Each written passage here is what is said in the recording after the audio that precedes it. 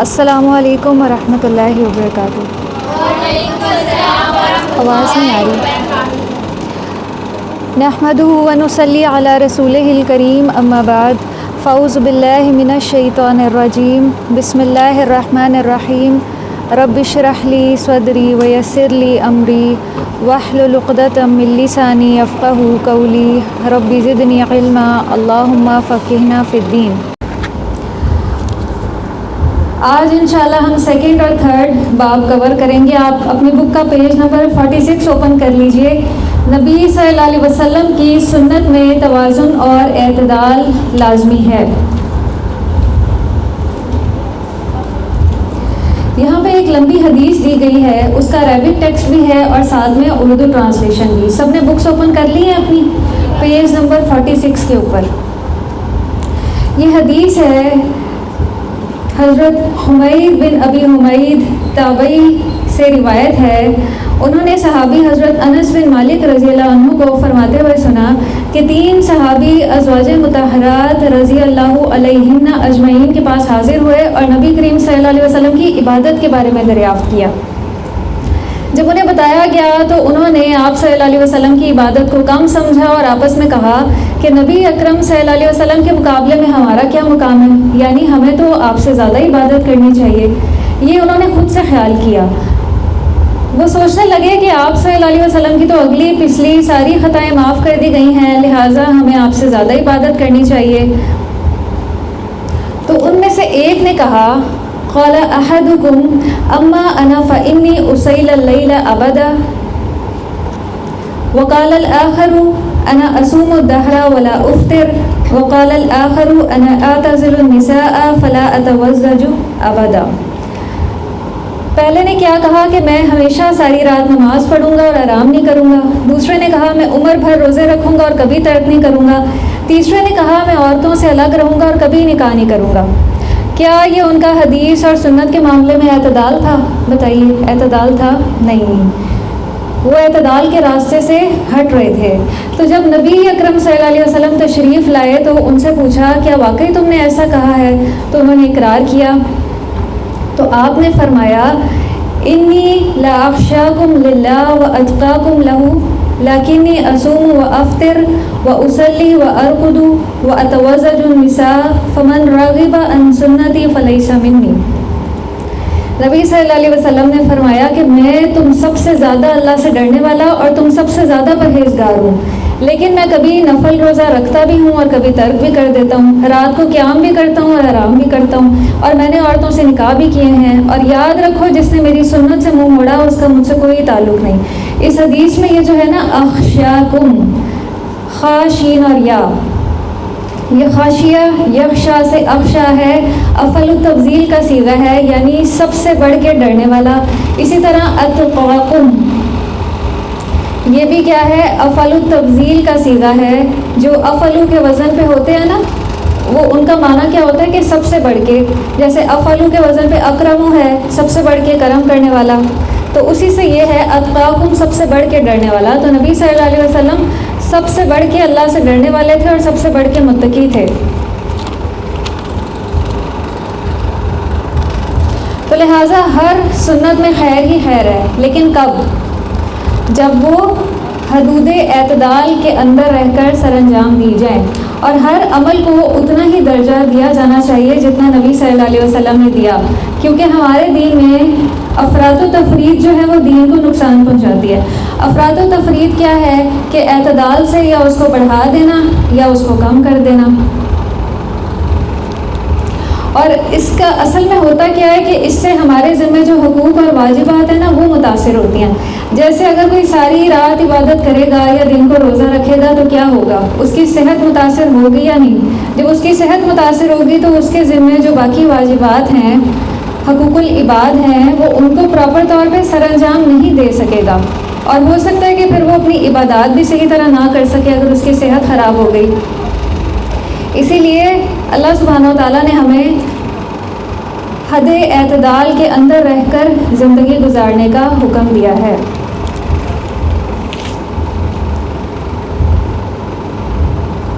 حضرت سلمان فارسی رضی اللہ عنہ اس معاملے میں ان کو بہت بصیرت ملی ہوئی تھی، اسی لیے نبی صلی اللہ علیہ وسلم نے بعض غیر معتدل رجحانات کی ان کے ذریعے اصلاح فرمائی. جیسے پیج نمبر 48 اور 49 کے اوپر ایک حدیث ہے. حدیث کچھ لمبی ہے، اس کو آپ دیکھ لیجئے، میں اس کو کچھ شارٹ کرنے کی کوشش کرتی ہوں. حضرت سلمان رضی اللہ عنہ ایک بار حضرت ابو درداء سے ملنے ان کے گھر گئے. ان دونوں کے درمیان نبی صلی اللہ علیہ وسلم نے مواخات کا رشتہ قائم فرما دیا تھا. تو جو ام درداء ہیں ان کو آپ نے غمگین پایا تو دریافت کیا، تو انہوں نے اپنا حال یہ بیان فرمایا کہ جو ابو درداء ہیں ان کو تو اب دنیا سے کوئی رغبت ہی نہیں رہی. تو حضرت سلمان رضی اللہ عنہ نے اپنی اسی بصیرت کی بنیاد پہ جان لیا کہ جو ابو درداء ہیں ان کے اوپر درویشی یا رہبانیت کا غلبہ ہے. اتنے میں ابو درداء رضی اللہ عنہ بھی آ پہنچے. تو جب حضرت سلمان رضی اللہ عنہ کے لیے کھانا تیار کیا گیا تو انہوں نے کہا کہ آپ بھی کھائیے. تو وہ کہنے لگے میں تو روزے سے ہوں. تو حضرت سلمان رضی اللہ عنہ نے کہا کہ جب تک آپ نہیں کھائیں گے تو میں بھی نہیں کھاؤں گا. تو انہوں نے پھر ان کے ساتھ کھا لیا. اسی طرح رات کو جب وہ تہجد کے لیے اٹھے تو حضرت سلمان رضی اللہ عنہ نے ان سے کہا کہ سو جائیے. وہ سو گئے. پھر کچھ وقفے کے بعد نماز کے لیے اٹھنے لگے تو حضرت سلمان رضی اللہ عنہ نے کہا کہ سو جائیے. اور پھر رات کے آخری حصے میں اٹھ کے دونوں نے تہجد کی نماز ادا کی اور ان کو صبح بڑی خوبصورت نصیحت کی. اس کو آپ ہائی لائٹ کر لیجئے. اِنَّ لِرَبِّكَ عَلَيْكَ حَقًّا وَلِنَفْسِكَ عَلَيْكَ حَقًّا وَلِأَهْلِكَ عَلَيْكَ حَقًّا فَآتِ كُلِّ ذِي حَقٍّ حَقًّا. یقیناً تمہارے رب کا بھی تم پہ حق ہے اور تمہارے نفس کا بھی تم پہ حق ہے اور تمہارے اہل و عیال کا بھی تم پہ کچھ حق ہے. تمہیں انتہا پسندی اور رہبانیت سے بچتے ہوئے اور توازن اور اعتدال سے کام لیتے ہوئے ہر حقدار کو اس کا حق دینا چاہیے. حضرت ابو درداء رضی اللہ عنہ نبی صلی اللہ علیہ وسلم کے پاس آئے اور اس واقعے کا ذکر کیا. تو یہ سن کر نبی صلی اللہ علیہ وسلم نے فرمایا کہ سلمان رضی اللہ عنہ نے یہ جو نصیحت کی ہے نا، یہ بالکل سچ فرمایا ہے، ایسا ہی ہونا چاہیے. پیج نمبر 50 کے اوپر سنت میں کچھ اصول خمسہ دیے گئے ہیں جن کو پیش نظر رکھنا چاہیے. سنت پر عمل کرنے کے لیے انسان میں حکمت اور دانائی ہونی چاہیے کہ کون سی سنت فرض کا درجہ رکھتی ہے اور کون سی سنت اس سے کم درجے کی ہے. سنت پر عمل کرنے کے لیے انسان میں کیا ہونا چاہیے؟ حکمت اور دانائی ہونی چاہیے. اب حکمت اور دانائی ہمارے اندر کیسے پیدا ہوگی؟ بتائیے کیسے پیدا ہوگی؟ صرف قرآن پڑھ لینے سے کیا حکمت اور دانائی نصیب ہوتی ہے؟ کیسے نصیب ہوتی ہے؟ اس کے ساتھ دعا بھی کرنی چاہیے. وَمَن يُؤْتَ الْحِكْمَةَ فَقَدْ أُوتِيَ خَيْرًا كَثِيرًا. جو حکمت دیا گیا وہ خیر کثیر سے نوازا گیا. تو اس کے لیے ایک دعا ہے، آپ کی قرآنی اور مسنون دعاؤں میں بھی ہوگی، آپ وہ دعا پڑھا کیجیے. اللہم الہمنی رشدی واعذنی من شر نفسی. اے اللہ مجھے میری سمجھ بوجھ الہام فرما. بہت کثرت سے یہ دعا مانگا کریں تو اللہ سبحانہ و تعالیٰ انشاءاللہ حکمت اور بصیرت عطا فرمائیں گے کہ ہم نے قرآن، سنت اور حدیث کو لے کے کس طرح سے چلنا ہے، کس طرح سے معاملہ کرنا ہے، ہم نے اپنی عملی زندگی میں کس طرح ان تینوں پہ عمل کرنا ہے. احکام خمسہ کون کون سے ہیں؟ اس میں سب سے پہلے آ جاتا ہے فرض کا درجہ، وہ عمل جس کا کرنا لازمی اور ضروری ہے اور اس کے مقابلے میں حرام کا لفظ بولا جاتا ہے فرض کے مقابلے میں، کہ فرض وہ ہے کہ اگر اس کو چھوڑ دیا جائے تو انسان گناہ گار ہوتا ہے. پھر اس کے بعد آ جاتی ہے فقہی سنت، جس کا کرنا مطلوب اور محبوب ہے، کرنے پر اجر ملتا ہے، لیکن اگر چھوڑ بھی دیں تو گناہ نہیں ہے. جیسے ہم نمازوں میں جو سنتیں ادا کرتے ہیں، ٹھیک ہے، یہ وہی سنتیں ہیں، لیکن ان کے کرنے پہ اجر و ثواب بہت زیادہ ہے، ان کا اہتمام کرنا چاہیے ہمیں. پھر اس کے بعد مباح کام آ جاتا ہے، وہ عمل جس کے کرنے میں نہ ثواب ہے اور نہ گناہ ہے، یعنی کرنے اور نہ کرنے کا اختیار ہمارے پاس ہے. کر لیں تو ثواب نہیں ہے، نہ کریں تو گناہ نہیں ہے.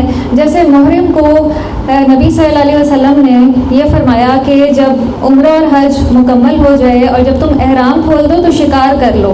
تو اب یہ شکار کا کرنا جو ہے عمرہ یا حج کے بعد یہ جائز ہے، مباح ہے، فرض اور واجب نہیں ہے. کسی کا دل کرے تو وہ کر لے، کسی کا نہ دل کرے تو وہ نہ کرے، اس کا مواخذہ نہیں ہوگا، اس سے پوچھا نہیں جائے گا. پھر اس کے بعد آ جاتا ہے مکروہ کام. وہ عمل جس سے بچنا بہتر ہے، اور اس کے مقابلے میں سنت کا لفظ بولا جاتا ہے۔ کون کون سے کام ہیں جن کو مکروہ کہا جاتا ہے؟ جیسے فضول سوال کرنا، یہ کیا ہے؟ مکروہ فعل ہے۔ اور اپنے مال کو ضائع کرنا، اس کے بارے میں بھی مکروہ کا لفظ بولا جاتا ہے۔ پھر نیچے حرام آ جاتا ہے، وہ عمل جس سے بچنا لازمی اور ضروری ہے۔ اوپر ہم نے دیکھا کہ فرض کے مقابلے میں بھی یہ حرام کا لفظ لکھا گیا تھا۔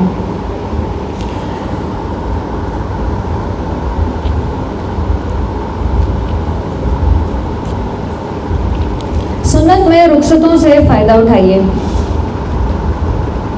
نبی صلی اللہ علیہ وسلم کو جب علم ہوا کہ کچھ لوگ سہولتوں اور رخصتوں سے فائدہ اٹھانے کو تقویٰ کے خلاف سمجھتے ہیں، تو آپ نے ان کو کیا فرمایا؟ آپ نے فرمایا کہ بخاری کی حدیث ہے 6168، حضرت عائشہ رضی اللہ عنہ روایت کرتی ہیں، آپ نے فرمایا کیا وجہ ہے کہ جو کام میں کرتا ہوں کچھ لوگ اس سے پرہیز کرتے ہیں؟ اللہ کی قسم میں لوگوں کی نسبت اللہ کی منشا اور مرضی سے زیادہ واقف ہوں، اور لوگوں کی نسبت اللہ سے زیادہ ڈرنے والا ہوں۔ یعنی تم لوگ نہ مجھ سے زیادہ اللہ کے احکامات سے واقف ہو سکتے ہو اور نہ ہی مجھ سے زیادہ متقی بن سکتے ہو، تمہیں بھی اس سہولت سے فائدہ اٹھانا چاہیے۔ تو دین کے معاملے میں ہمیں جو رخصتیں ملی ہوئی ہیں ان رخصتوں سے ہمیں فائدہ اٹھانا چاہیے۔ جیسے اگر کسی کو پانی میسر نہ ہو تو اس کے لیے کیا رخصت دی گئی ہے کہ وہ تیمم کر لے، یا سفر میں قصر نماز کی رخصت دی گئی ہے، تو یہ ہمارے دین کی رخصتیں ہیں۔ بہت سے لوگ کہتے ہیں کہ ہمارا دل ہی مطمئن نہیں ہوتا، ہم کیا کریں؟ تو کیا ہم نے اپنے دل کو مطمئن کرنا ہے پہلے جب حدیث ہمارے سامنے آ جائے؟ نہیں۔ اللہ سبحانہ و تعالیٰ کو کیا پسند ہے؟ اللہ کو یہ پسند ہے کہ اللہ کی رخصتوں سے فائدہ اٹھایا جائے، اور ہم سب چاہتے ہیں کہ ہم اللہ کے پسندیدہ اور محبوب بن جائیں۔ تو لہٰذا جب موقع ملے، کوئی رخصت سامنے آ رہی ہو تو اس سے ہمیں فائدہ اٹھانا چاہیے۔ پیج نمبر 51 کے اوپر ہیڈنگ ہے کہ نبی صلی اللہ علیہ وسلم سے زیادہ متقی بننے کی کوشش نہ کیجیے۔ یہاں پہ دو لفظ بولے جا رہے ہیں، بلکہ لکھے ہوئے ہیں پہلی لائن میں، ایک عزیمت کا لفظ لکھا ہوا ہے اور ایک رخصت کا۔ ان دونوں کو آپ ہائی لائٹ کر لیجئے، ان کا آپ کو کنسیپٹ ضرور ہونا چاہیے۔ بعض لوگ جو ہے نا وہ عزیمت کی راہ اختیار کرتے ہیں اور رخصت سے فائدہ نہیں اٹھاتے۔ عزیمت کیا ہوتی ہے کہ شریعت کے اصل حکم کو عزیمت کہا جاتا ہے۔ جیسے نماز کے لیے وضو کرنا، یہ وضو کرنا کیا ہے؟ عزیمت ہے، اصل حکم ہے کہ جب بھی نماز ادا کرنی ہے تو وضو کرنا ہے۔ اس کے مقابلے میں رخصت کا لفظ ہے۔ رخصت جو ہے وہ سہولت، آسانی اور نرمی کے معنی پر دلالت کرتا ہے۔ یہ رخصہ سے نکلا ہے جس کا معنی ہے کم ہونا۔ تو لہٰذا جو شخص مریض ہو یا پانی کے استعمال پہ قادر نہ ہو، یا کسی ایسی جگہ ہو کہ جہاں پانی دستیاب نہ ہو، یا پانی کے حصول پہ قدرت حاصل نہ ہو، تو ایسے شخص کو شریعت نے تیمم کرنے کی رخصت اور اجازت دی ہے۔ اب وہ عزیمت کی راہ پہ برقرار نہیں رہے گا کہ نہیں میں نے تو وضو ہی کرنا ہے، اللہ تعالیٰ نے وضو کا تقاضا کیا ہے تو میں نے تو پانی سے وضو ہی کرنا ہے۔ نہیں، اللہ سبحانہ و تعالیٰ نے ہی یہ رخصت کا پہلو ہمارے لیے واضح کیا ہے اور ہمارے سامنے کیا ہے۔ پیج نمبر 52 کے اوپر ایک حدیث ہے، نبی صلی اللہ علیہ وسلم، یہ صحیح مسلم کی حدیث ہے، جب فتح مکہ کے لیے روانہ ہوئے تو آپ نے روزہ رکھا ہوا تھا، اور ایک مقام پر پہنچ کر آپ نے روزہ کھول دیا۔ کچھ دیر کے بعد آپ کو بتایا گیا کہ کچھ لوگوں نے ابھی تک روزہ رکھا ہوا ہے، تو یہ کیا تھی؟ یہ کون سی رات تھی؟ عزیمت کی رات تھی۔ عزیمت کی رات تھی کہ کچھ لوگوں نے روزہ کھولا ہی نہیں، حالانکہ نبی صلی اللہ علیہ وسلم نے روزہ کھولا۔ ہاں جی، نفلی روزہ تھا، اور نفلی روزہ تو ویسے بھی کھولا جا سکتا ہے، ٹھیک ہے۔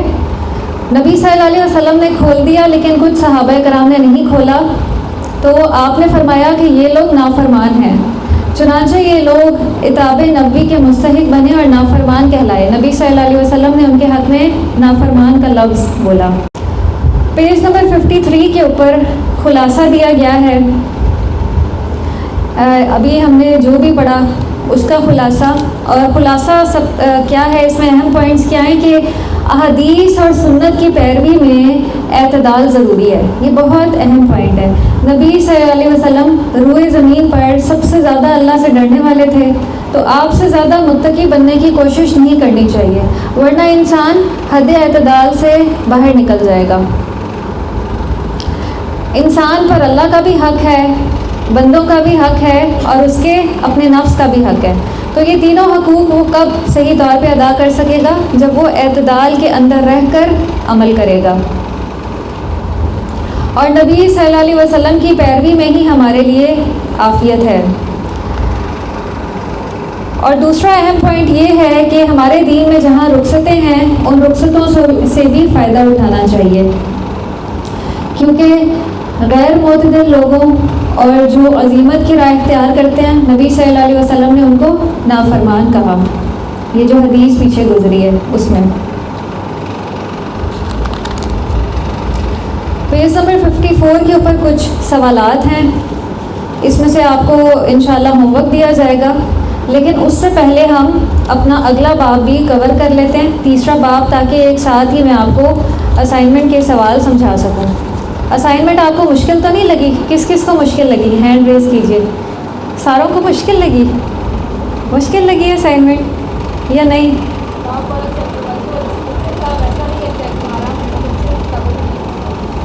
اچھا چلیں, وہ تو جب میں دیکھوں گی پھر مجھے آئیڈیا ہوگا کہ کس کو مشکل لگی کس کو آسان لگی.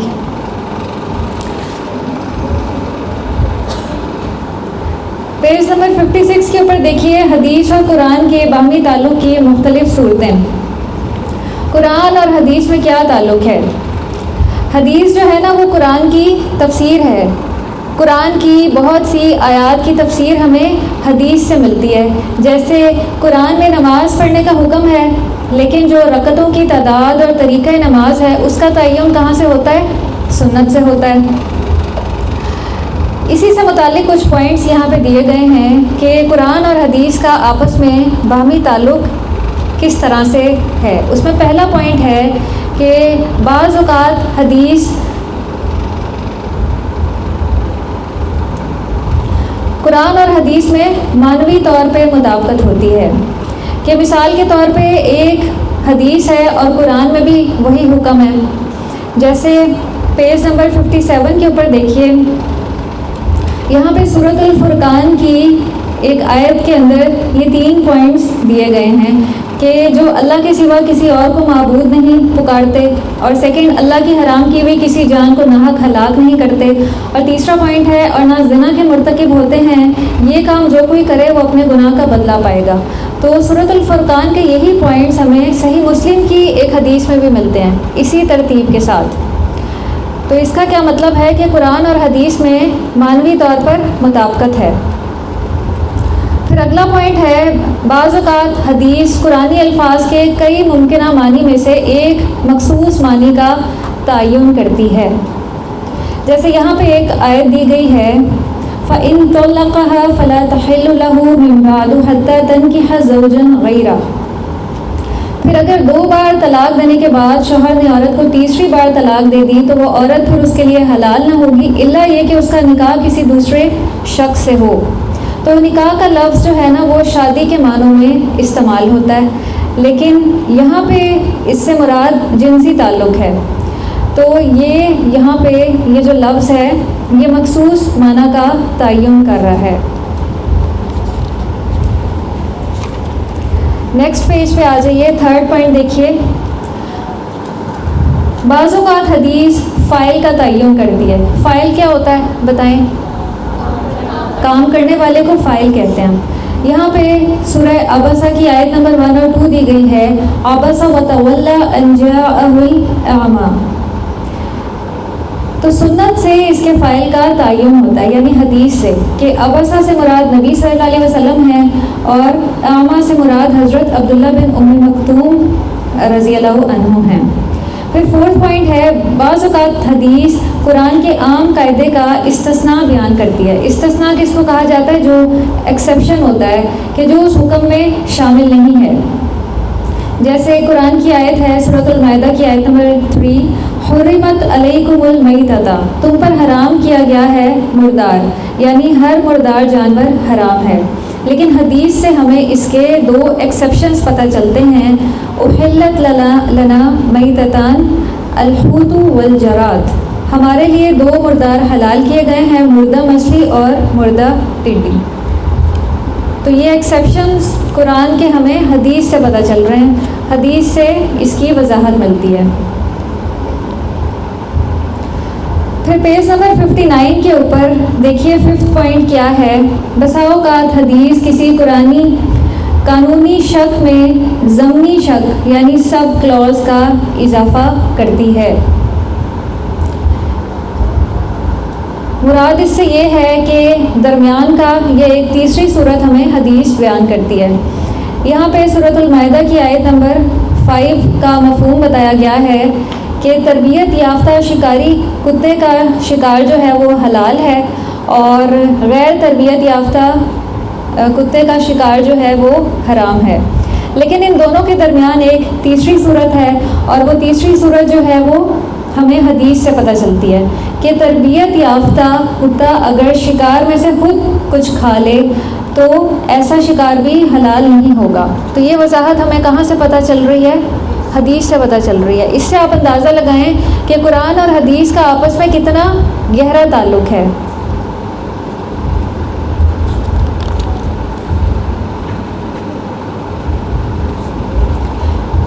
پیج نمبر 60 کے اوپر 6th پوائنٹ دیکھیے۔ بعض اوقات حدیث قرآنی حکم کی علت بیان کرتی ہے۔ علت یعنی وجہ اور سبب۔ قرآن مجید کی سورۃ النساء آیت نمبر 23 میں ہے وَأَن تَجْمَعُوا بَيْنَ الْأُخْتَيْنِ، اور یہ بھی تمہارے لیے حرام کیا گیا ہے کہ ایک نکاح میں دو بہنوں کو بیک وقت جمع کرو۔ لیکن یہاں پہ علت نہیں بتائی گئی۔ علت ہمیں حدیث سے پتہ چلتی ہے، ابن حبان کی حدیث ہے وَإِذَا فَعَلْتُمْ ذَلِكَ قَطَعْتُمْ أَرْحَامَكُمْ، جب تم ایسا کرو گے تو اپنی قرابتیں کاٹ ڈالو گے۔ تو یہ اس کا نقصان ہے، دو بہنوں کو آپس میں جمع کرنے کا، ایک ساتھ نکاح کرنے کا، کہ کس وجہ سے منع کیا گیا ہے، وہ علت اور کاز ہمیں یہ ابن حبان کی حدیث بتا رہی ہے۔ پھر 7th پوائنٹ دیکھیے کہ بعض اوقات حدیث قرآنی حکم کی توسیع کرتی ہے۔ توسیع سے مراد یہ ہے کہ اس کی مزید وضاحت کرتی ہے۔ جیسے سورہ بخاری کی یہاں پہ جو حدیث ہے اس میں یہ وضاحت ملتی ہے کہ حضرت ابو ہریرہ رضی اللہ عنہ سے روایت ہے کہ نبی صلی اللہ علیہ وسلم نے فرمایا کسی عورت کو اس کی پھوپھی کے ساتھ، اسی طرح کسی عورت کو اس کی خالہ کے ساتھ بیک وقت نکاح میں جمع نہیں کیا جا سکتا۔ تو یہ حکم کی توسیع ہمیں حدیث سے پتہ چل رہی ہے۔ پیج نمبر 61 پہ جو 8th پوائنٹ ہے وہ دیکھیے کہ بعض اوقات حدیث کسی قرآنی حکم کی علت سبب بیان کرتی ہے اور پھر علت کی مقدار کا بھی تعین کرتی ہے۔ قرآن میں شراب سے متعلق جو آیت ہے تو حدیث شراب کی حرمت کی علت یعنی وجہ بیان کرتی ہے۔ قرآن میں وجہ بیان نہیں کی گئی لیکن حدیث میں وجہ بیان کی گئی ہے۔ صحیح مسلم کی حدیث ہے کل مسکر خمر و کل خمر حرام، ہر نشہ آور چیز خمر ہے اور ہر خمر جو ہے وہ حرام ہے۔ اس سے معلوم ہوا کہ علت یعنی سبب جو ہے نا وہ نشہ ہے، جس کی وجہ سے شراب کو حرام قرار دیا گیا ہے۔ پھر ایک دوسرا سوال پیدا ہوتا ہے کہ اگر نشہ ہی حرام ہے تو تھوڑی بہت پینے میں کیا مذائقہ ہے؟ کچھ لوگوں کے ذہن میں یہ بھی سوال آتا ہے، کیونکہ جو لوگ جواز تلاش کرنا چاہتے ہیں نا پھر وہ اس طرح کے کام کرتے ہیں۔ تو اس کا جواب بھی پھر ہمیں حدیث ہی دیتی ہے کہ ما اسکرا کثیرہ فقلیلہ حرام، جس شے کی کثیر مقدار نشے کا باعث بنے اس کی قلیل مقدار بھی حرام ہے، کہ قلیل مقدار بھی شراب کی حرام ہے۔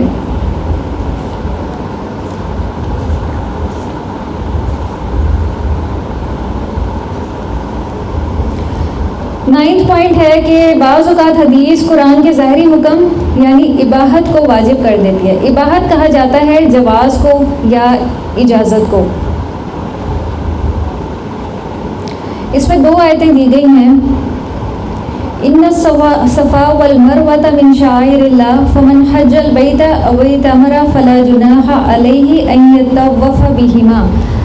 یقیناً صفا اور مروہ اللہ کی نشانیوں میں سے ہیں، لہٰذا جو شخص بیت اللہ کا حج کرے یا عمرہ کرے اس کے لیے کوئی گناہ کی بات نہیں اگر وہ ان دونوں کے درمیان طواف کرے.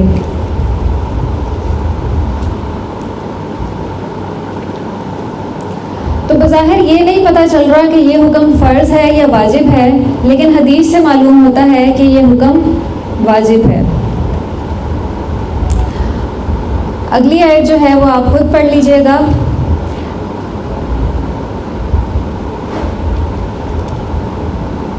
اور بعض اوقات حدیث 10th پوائنٹ دیکھیے، بعض اوقات حدیث قرآن کے بظاہر خاص کو عام کر دیتی ہے.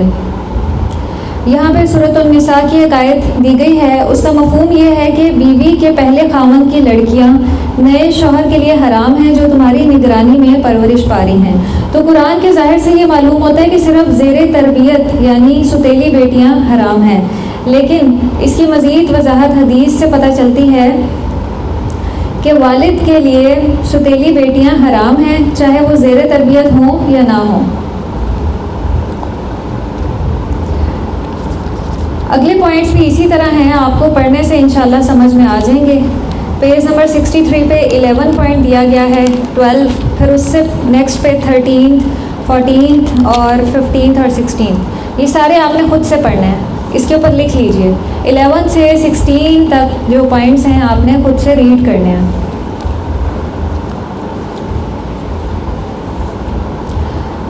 پیج 67 پہ آ جائیے، قرآن فہمی کے مستند ذرائع، اوتھینٹک سورسز.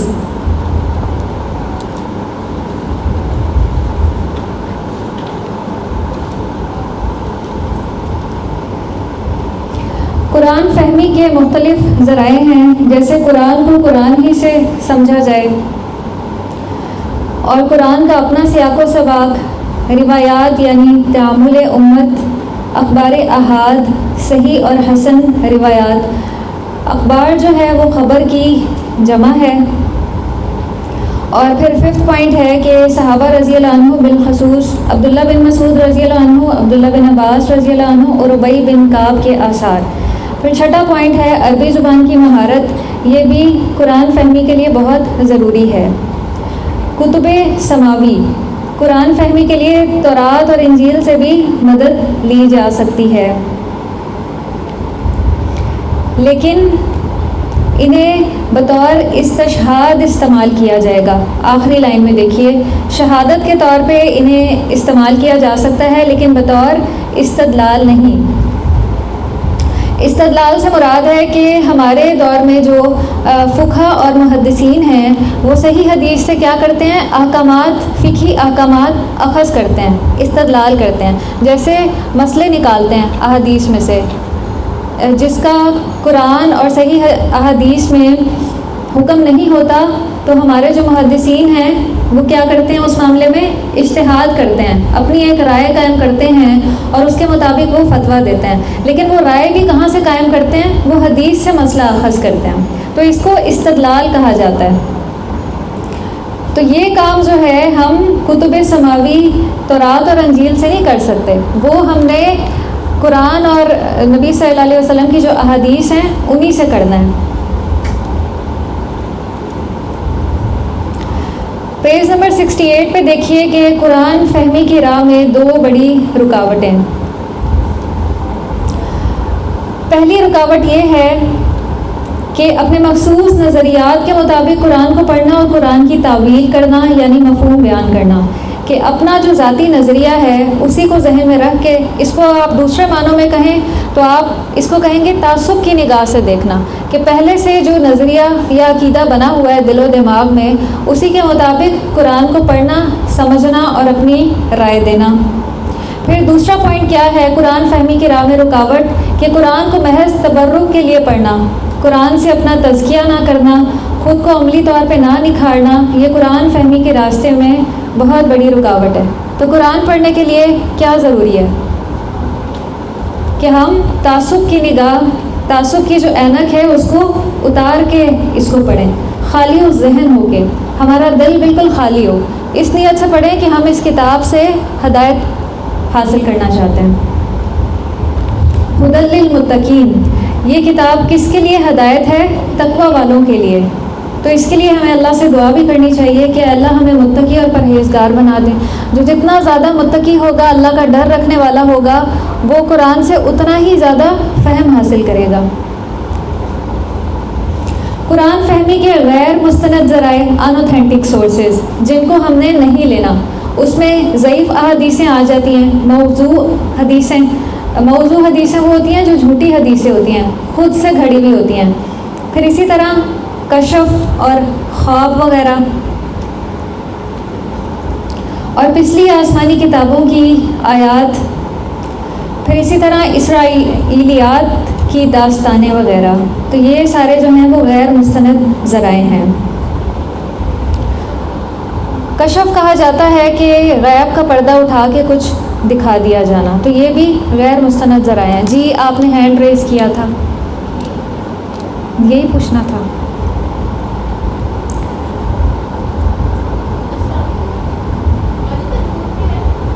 جی یہ ان کی کوئی کتاب ہے. اس کا خلاصہ آپ ریڈ کر لیجئے گا. پیج نمبر 54 کے اوپر دیکھیے کہ امت مسلمہ کو، سیکنڈ کوشچن ہے، امت مسلمہ کو امت وسط کہا گیا ہے. اس آیت کا مطلب مختلف تفسیروں سے معلوم کیجئے اور اس کی روشنی میں توازن اور اعتدال پہ ایک مختصر نوٹ لکھ لی. لیکن میں آپ کو لکھنے کے لیے نہیں دے رہی، میں آپ کو صرف سمجھانے کے لیے اور پریکٹس کروانے کے لیے یہ اسائنمنٹ دے رہی ہوں، تاکہ آپ کو پتہ چلے کہ ہم ایک آیت مختلف تفاسیر میں کس طرح سے دیکھ سکتے ہیں اپنے گھر میں بیٹھے ہوئے. اس کے لیے آپ نے اپنے پاس ایک ڈائری تیار کریں.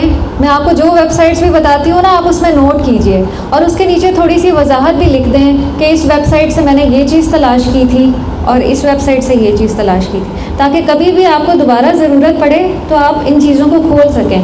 ایک ویب سائٹ ہے eQuranLibrary.com. اس کے اوپر جو آپشنز آپ کو نظر آ رہے ہیں، نیویگیٹ کا آپشن نظر آ رہا ہے آپ کو، نیویگیٹ لکھا ہوا، اس پہ کلک کریں. نیچے لکھا ہوا ہے سورہ اور آیا، ہے نا. سورہ میں آپ لکھیں، سلیکٹ کریں سورۃ البقرہ. اب دیکھیے کہ ہمیں ریفرنس کے طور پہ آیت نمبر بتائی گئی ہے 143. اب نیچے آیا میں لکھیے 143. نیچے دیکھیں کون سی آیت آ رہی ہے، یہی والی ہے نا جس کا ریفرنس دیا ہے، جس میں امت وسط کا ذکر ہے، یہی والی ہے نا. کذالک جعلناکم امۃ وسطا لتکونوا شہداء علی الناس. اب ہم نے اس کو مختلف تفاسیر میں دیکھنا ہے. آپ کے پاس کون سی تفسیر کھلی ہوئی ہے؟ مجھے تو تفسیر ابن کثیر نظر آ رہی ہے. ویو آیا ان پہ آپ کلک کریں گی نا تو سامنے تقریباً 45 تفاسیر ہیں. ان میں سے کسی پہ بھی آپ کلک کریں گی تو اسی آیت کی تفسیر کھل جائے گی. جیسے آپ تفسیر ابن کثیر کھول لیں، تفسیر ابن کثیر آپ نے کھولی تو نیچے اس آیت کی تفسیر آپ کو نظر آ رہی ہے. تو دیکھیں کتنی آسانی کے ساتھ آپ ریلیونٹ آیت کی تفسیر پڑھ سکتی ہیں. اب آپ اسی کو تیسیر القرآن میں کھولنا چاہ رہی ہیں تو تیسیر القرآن جو ہے وہ نیچے ہے، کھول لی. تو آپ نے کیا کرنا ہے، امت وسط کو 4 سے 5 تفاسیر میں جن کے ناموں کا آپ کو پتہ ہے صرف ریڈ کرنا ہے. ٹھیک ہے، آسان اسائنمنٹ ہے نا، صرف ریڈ کرنا ہے. چلیں اس کو آپ ٹک کر لیں. پہلی تو یہ ہو گئی. دوسرا یہ